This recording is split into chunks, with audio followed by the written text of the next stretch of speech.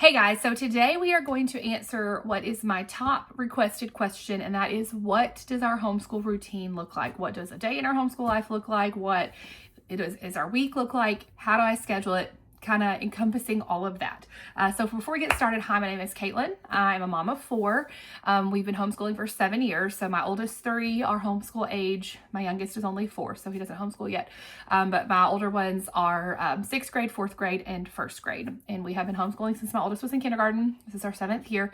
And we use classical conversations.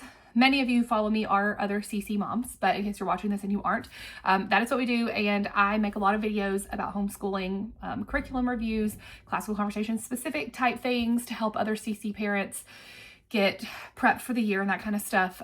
So one of the things that I get asked about a whole lot, especially at the beginning of the year from newer parents, is what does our day look like? How do we schedule different things? How do I homeschool 3 kids at a time? Just different things like that. And back in our first couple of years of homeschooling, I actually did a few like daily routine homeschool with us type videos. I haven't done one in a long time. The main reason being that after my 4th child was born, I was real worried what was homeschooling going to be like with a baby. Well, that part was actually easy. He slept a lot and I just held him or nursed him while we did school, or he'd like lay on the floor. And it was actually a lot easier than I expected. And then he started being mobile, crawling, pulling up on stuff, walking. And from that point forward, it was just like a tiny tornado. He is definitely the highest spirited of my 4. Could not take my eyes off of him. He was a challenging toddler. And so for a couple of years, we were in survival mode for school. We did our bare minimum to get by. It was not pretty. It was very frustrating. And so people were asking me, can you show us what a day looks like? What does your routine look like? And I didn't want to answer that question because it was such a hot mess. Looking back, I think maybe I should have shared some of that, and that could have been helpful to other parents who were in the trenches like me.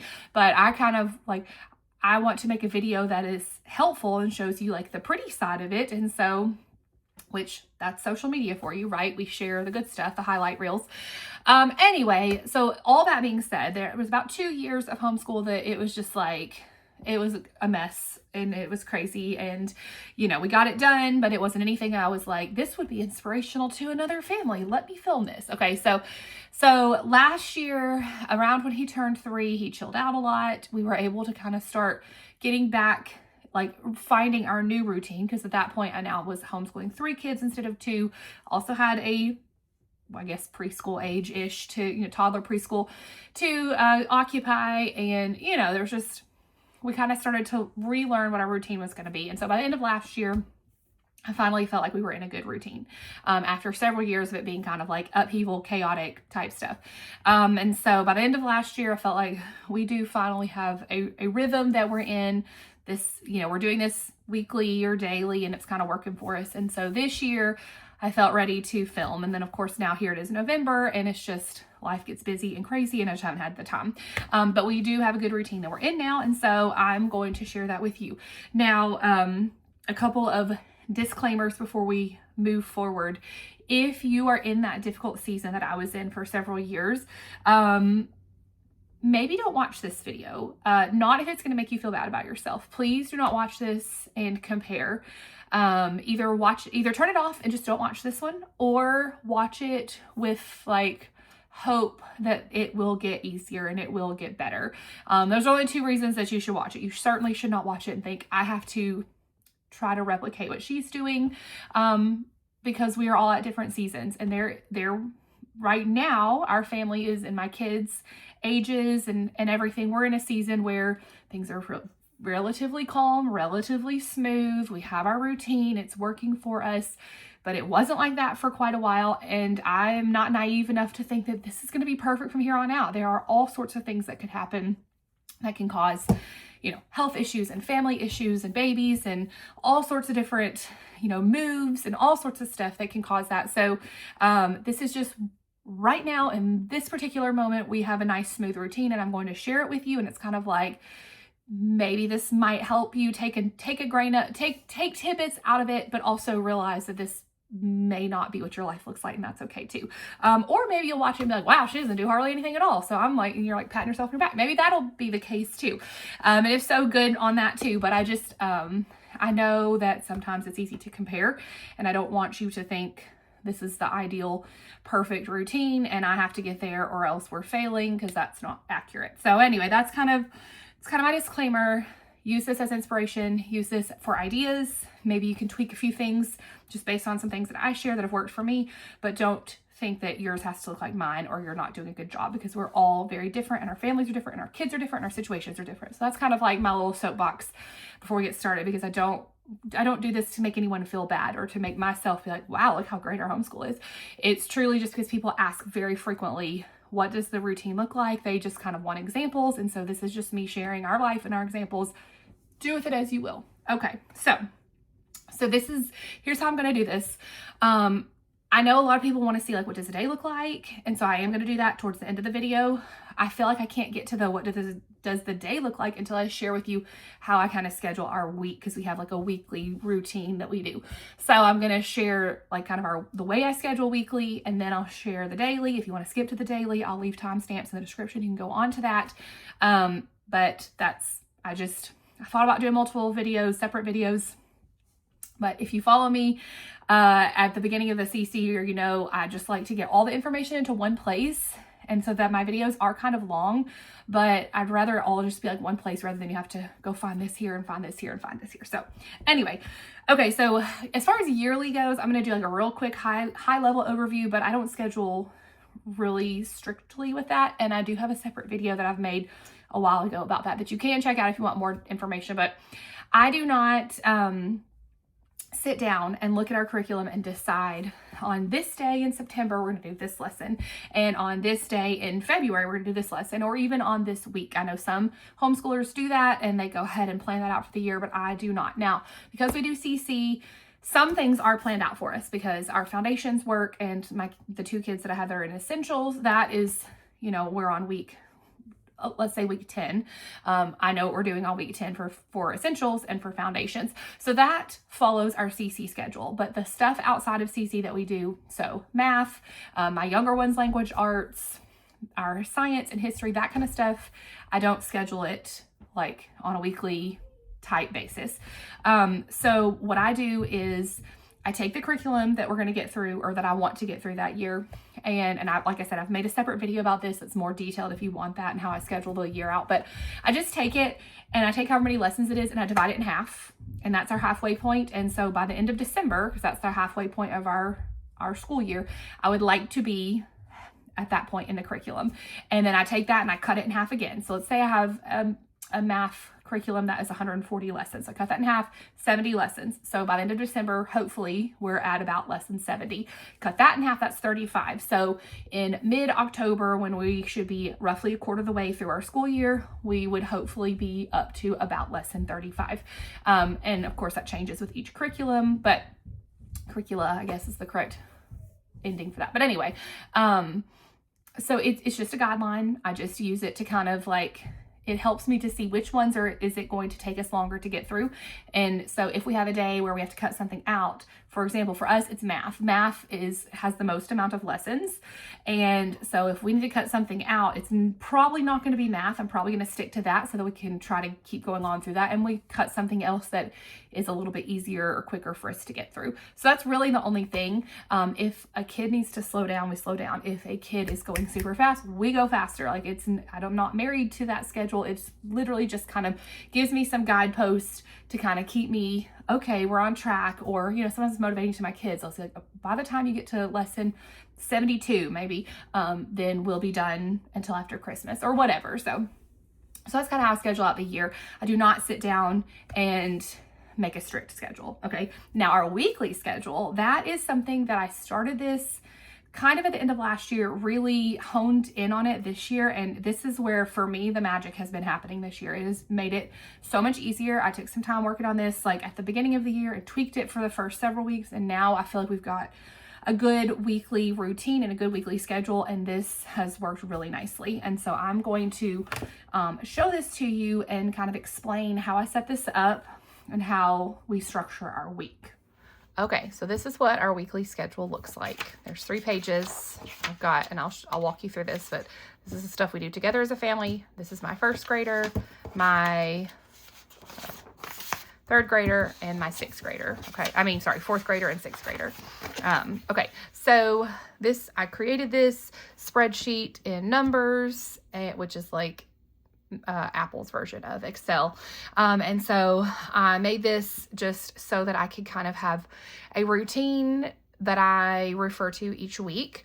And so I sat down and I looked at what it was I wanted to get done every day, and what it was I wanted to kind of like cycle through each week. So Thursday is our CC Community Day. So I went ahead and I blocked that out on everybody's page. And I did a separate video about how I schedule out my kids, my older 2 who are in essentials, their work. And so I'll link to that. See if you want like really specifics about their essentials assignments. This is kind of just like an overview. So stuff we do together, we do Bible. So I have Bible over here. And then I just have, this is like the abbreviations for our Bible curriculum on here. So I can show you side by side. This is what a completed week looks like. So I put the dates across the top. And then as we complete the lessons, I just check them off and I write what lesson that we're on. So none of this, when I print this off on Sunday night before we start a week on Monday, I don't have scheduled like specific things that we're doing. I just know I want to do the next thing, right? So these are the things that I want to get done each week, or each day. Bible, read aloud, our history lesson, our science experiment, and I'll get to this in a second. When I first started this at the beginning of the year, I was doing like history on Monday and Wednesday and science on Tuesday and Friday when I would like print this off. And then I realized like I don't want to try to stick to such a strict schedule. We don't do science experiment every single day most weeks, and we don't read our history every single day a lot of weeks. But I go ahead and write it on there, and then if we don't get to it, I just scribble it out. So you can see on this day, we didn't do our read aloud, and so I just scratched it out. So this is just, it's flexible. So together we do our Bible, read aloud, history lesson, science experiment. For CC, we listen to the memory work every single day. And then I kind of have a rotation. On Fridays, we watch this. So we go to Community Day on Thursday. So we start a new CC week on Friday. Fridays, we watch our science video. Monday, we read our history supplement. Tuesday, we read a geography supplement. So we kind of like focus on a different subject each day. When I say focus on a different subject, this is really short, like 15 minutes. We're not really diving super deep into that. Okay, and so then for each of my kids, they each have their own little grid. And so for my 1st grader, math, she's a Right Start Math B, and so I don't write anything next to it until we do the lesson. Language arts, we do some handwriting. That's the stuff she does with me. And then I have a list of things that I want her to do independently. So some of it's the same, listen to her phonograms every day, and then some of it changes. So she'll do, trace her history sentence, CC coloring page, a CC coloring page, and we draw to learn. So that's all CC related. The math map, which is CC's math. And then like I have them do something with a map each day. So sometimes they trace, sometimes they're looking at map flashcards, sometimes they're doing a math worksheet. Map worksheet, not math. Same with my 4th grader. Here's the stuff he does with me each day. So this is the days. This is what so his math, and then I write the lesson down, and his spelling, and then he is doing all his IEW with me for this first year, and so we do those things together. These are his independent things, and so I kind of put him in little sections, like we have Bible, and we have miscellaneous, we have essential stuff, and we have CC stuff, and so it's similar every day, but not necessarily the exact same every day. So for example, on Fridays, they usually have some vocab copy work, so I don't have them do handwriting. So that gets left out on Fridays. On Tuesdays, we do IEW dress-ups. Typically, that takes a lot of time, so I do not have them do a Beast Academy lesson, which is an online math program that we use as a supplement. And so, as we've kind of gone through and tried stuff out, and I've shifted and tweaked and realized, okay, if we're trying to do IEW and Beast Academy on the same day, we're doing school for forever. And so I've taken some things out like that. The essentials worksheets we do only has 3 days of worksheets. So he has one here, one here, one here, and then he doesn't have that on Wednesday. But Doing this just helped me get it all out onto paper, and then I don't have to think every single day, every single night, what am I going to have my kids do the next day? Because I already kind of have it mapped out here. All right, so this is my 6th graders. It looks very similar. It's just got more because he's older, and so I expect him to spend more time on different things. He is independent on his IW papers, and so you'll see that's not up there with me. His is down here. But this is what it looks like. And so, and the point here is not what specific things I have them do or what curriculum, but just how I kind of scheduled out. Everybody has stuff that they're doing with me and stuff that they do independently. And of course, their age and ability changes what that is that they have to do with me and what they can do independently. So this is kind of what our weekly schedule looks like. And this is a freshly printed off one that I would use, like, you know, say this is Sunday, I would print this off for Monday, and this would be what we would start the week with. It would start off fresh and blank. Now, this is a completed week here, and you can see where I just use it as a checklist, and I just check down the page as they do things. I indicate which lesson we finished. If we don't get to something, we scribble it out, and that's fine. So here is a completed one here. You know, I wrote some things like which charts they're working on. Here I wrote which handwriting letters she's working on. You know, we didn't have a new worksheet, but we did do a quiz. We didn't do the quiz here. You know, just kind of shifted around. So this is not like set in stone, but it just gives me a starting place there. And the reason that's been, I feel like, so important for me is because at the end of last year, we were doing basically the same thing every day and every week. I just didn't have it written out like this. So every night when I was writing down what I wanted them to do, and I'll show you that in a second, when I was writing down what I'm gonna do the next day, I was having to like use my brain power to remember the list of things that they each do. Okay, yes, everybody needs to do a daily grams. Everybody needs to do, not everybody, but my older two, whatever, need to do this and this. And okay, I want us to do a map worksheet today. Tomorrow it's going to be map flashcards. And I was trying to like keep up with it in my brain. And I had like sort of a sketched out list in my notebook, but this is just easier. This is just easier for me. And it may not be for you, but it's what works for me. Now, for those of you who have followed me a long time, or even just the last couple of years, you know that since the first year we homeschooled, I used an Erin Condren planner. I've used the homeschool planner, I've used their teacher planner and modified it for homeschool. I've made a lot of videos on my channel about it. And I love my Erin Condren planner. This year though, I've quit using it. That's the first year I've not used it because I've switched to this. So the first couple of weeks of the year, I had my schedule here, and I would print it out each week, and then I was recording it on the board for the kids, which, like I said, I'm going to show you that in a second. And then I was rewriting it into my planner because I kind of plan from behind. So I write down what we do in the planner. I don't write down what my plans are, but I use it more as like a record keeping thing. And I was writing that down, and like for my older ones, I wasn't even having enough space in the box. So I was like trying to cram it in there, and I was like rewriting everything. And finally I was like, what am I doing? I do not need to rewrite this. And that's when I started just using this as my record. So instead of I was kind of using it just like as a checklist, like not intending to reprint it each week, but just to use it for my checklist for the day. But then I realized this is so much easier, and I started just recording what lessons we do and making check marks when we finish it.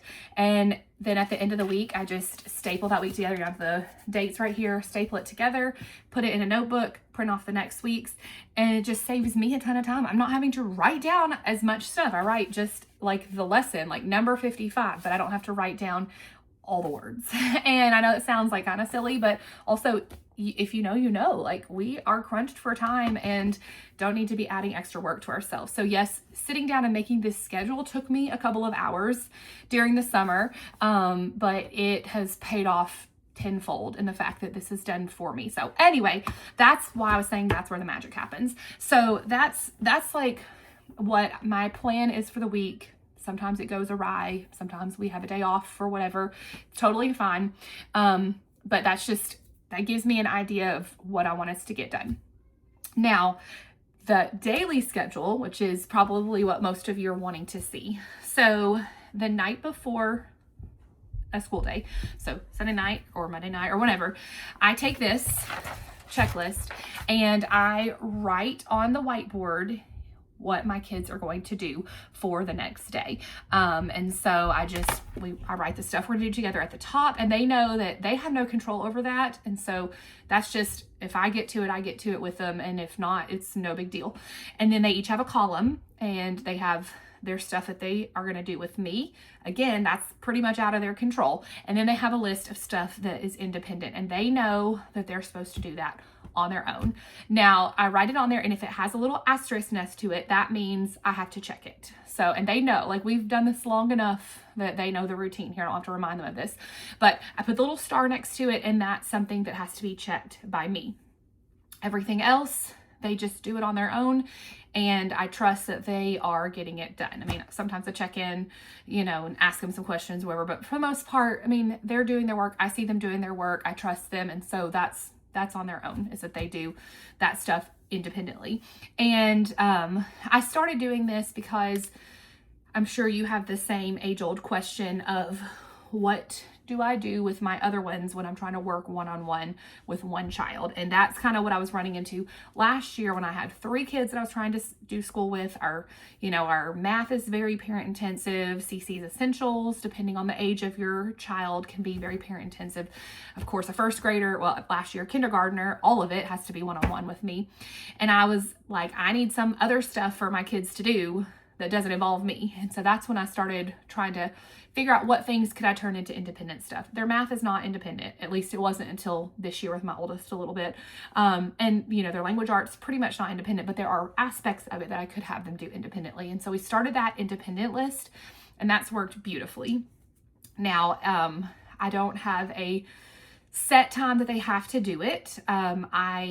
It's flexible. I have a couple of kids who are early birds, and they like to get up and they like to get their stuff done. And they're a lot of times done with most of their independent stuff before we even eat breakfast. I'm not an early riser, and so sometimes it's kind of later when we get up and get going, but they're done. And then I have some kids who, I've got one that's really early, one that's kind of sometimes early, sometimes not, and then one that's more of a later sleeper, and a lot of times does not start independent work until after breakfast is over. And that's fine. I don't care. I just want it to get done at some point, right? So what they do is in the morning, the list is already on the whiteboard. They don't have to wait on me. And so my early birds will get up and go ahead and get started. And when they finish something that does not require me to check it, they just erase it off the board. And if they have something that I need to check, once they finish it, they put a check mark next to it, and that indicates to me they're finished, they're ready for me to look at it. And so that just makes it a lot easier. I'm not having to ask them, what have you done? Are you ready for me to check anything? I just glance at the board and I see, okay, I'm ready to check everybody's daily grams, everybody's ATS is ready to be checked, or whatever. This child's is, the handwriting's ready. It just makes it super simple for me. So that's kind of what our board looks like towards the beginning of the day. Is it usually has several check marks on it, ready for me to check some stuff. Now, the writing it on the whiteboard part, that maybe you're like, well, I don't have a whiteboard in my classroom or my schoolroom. You don't have to. There's so many ways that you could do it. This is just what works, what my kids prefer, honestly. It's really what their preference is. I have tried several years ago, before I had this checklist, I tried a different checklist that I was printing off for them, thinking, okay, they'll have their checklist, they'll keep it on a clipboard, they'll check it off. And that just didn't work well for us. I didn't like having to keep up with the clipboards, and I couldn't easily see at a glance what they had done unless I hunted down their clipboard and looked for it. And so we didn't do that. It would be honestly nice that I could just print this off and then I don't have to write it on the whiteboard, but they prefer the whiteboard. They like erasing it each day. And honestly, it is nice to have it up on there. And so at any time I can just glance up there and I see who has done what and who, like where we are as far as what stuff is getting done. So for us, it's worked really nicely. We don't use the whiteboard to teach lessons often, so it's okay that the majority of our whiteboard is taken up with their school schedule. So you could do this in a spiral notebook. You could actually just print off a checklist, like whatever kind of works for your family. I did ask them, what about if I made, you guys know I have an Etsy shop and I make stuff in my Etsy shop. What if I make some little things like that with magnets on it that has each of their things? I could take it off each day. And they're like, no, we just like it that you handwrite it and then we can erase it. And I was like, Sure, fine. So it takes me maybe 5 minutes the night before. It's not a big deal, and it works well for them and it works well for me, so we're sticking with it. But this is easily adaptable to what works for your family. So anyway, yeah, so when we finally, like when we officially start school for the day, aka I have fed everybody breakfast and cleaned up from breakfast and maybe switched over some laundry and done that kind of stuff, brushed my teeth, whatever. Then, you know, we've gotten through some of the independent work. One child is almost always completely done by breakfast. The other two typically still have some independent work done. So the morning half of our day before lunch, we do stuff that's one-on-one with me.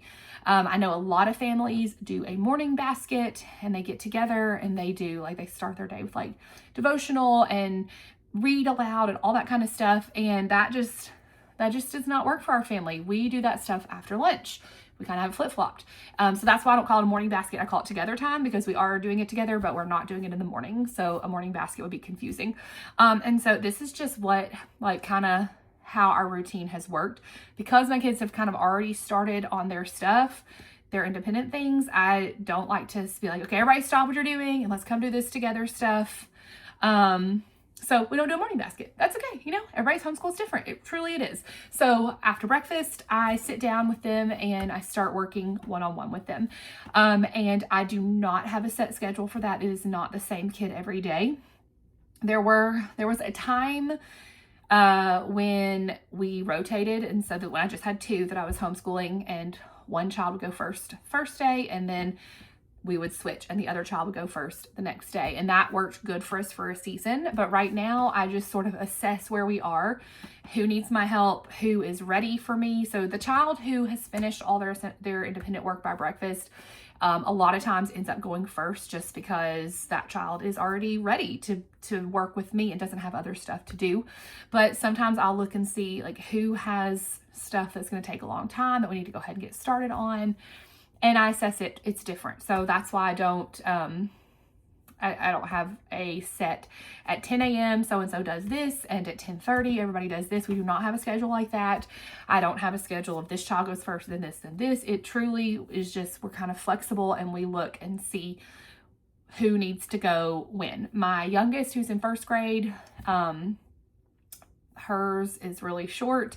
And so I kind of just stick her in wherever, you know, when the others are kind of in a, you know, both working on something independently, or, you know, sometimes she likes to go first. She would prefer to go first most of the time, but a lot of times that just doesn't work best for the group, for the whole. And so you know, we do hers later in the day, and that's fine. Hers is so very short. So yeah, so in the morning, from breakfast to lunch, the kids work independently on their stuff, and I work one-on-one just kind of as it fits nicely, and we just, you know, look around and see who's ready. And so I want to be able to tell you this is our actual daily schedule, but we don't have one.